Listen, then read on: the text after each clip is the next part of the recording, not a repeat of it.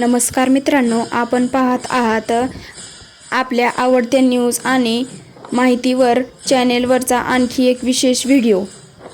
आजच्या या व्हिडिओमध्ये आपण पाहणार आहोत देहू येथील श्री संत तुकाराम महाराज मंदिर परिसरातील भक्तिमय वातावरण। उपलब्ध व्हिडिओमध्ये मंदिर परिसरात मोठ्या संख्येने वारकरी आणि भाविक एकत्र आल्याचे दिसत आहे। या व्हिडिओवरून नेमका कोणता कार्यक्रम आहे किंवा ही दृश्ये कोणत्या वेळची आहेत याची आम्ही स्वतंत्रपणे पुष्टी करत नाही, मात्र व्हिडिओमध्ये दिसणारे वातावरण अत्यंत भक्तिमय असल्याचे स्पष्टपणे दिसत आहे। मित्रांनो, महाराष्ट्राची वारकरी परंपरा ही अनेक शतकांपासून चालत आलेली संत परंपरा आहे। या परंपरेमध्ये संत तुकाराम महाराजांचे स्थान अत्यंत मानाचे आहे।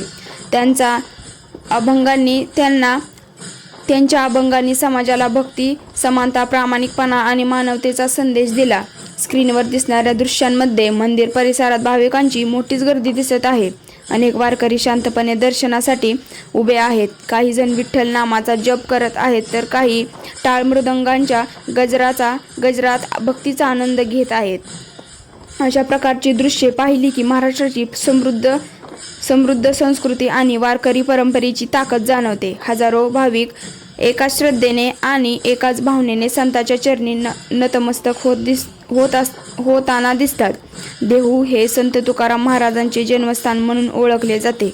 वर्षभर देशभरातून भाविक येथे दर्शनासाठी येतात। विशेष धार्मिक कार्यक्रमांच्या काळात येथे मोठ्या प्रमाणात गर्दी होत असते, त्यामुळे प्रशासनाकडून आवश्यक आयोजन केले जाते। या व्हिडिओमध्ये कोणतीही गोंधळाची किंवा अप्रिय घटना दिसून येत नाही। याउलट भाविक शांततेत आणि शिस्तबद्ध पद्धतीने मंदिर परिसरात उपलब्ध असल्याचे दिसते।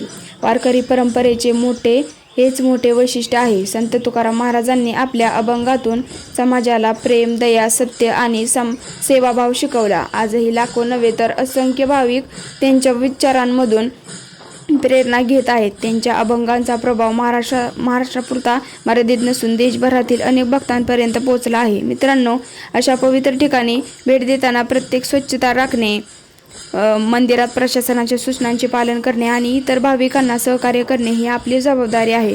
गर्दीच्या ठिकाणी संयम ठेवणे आणि अफवा किंवा अप्रमाणित माहितींवर विश्वास न ठेवता तितकेच महत्त्वाचे आहे।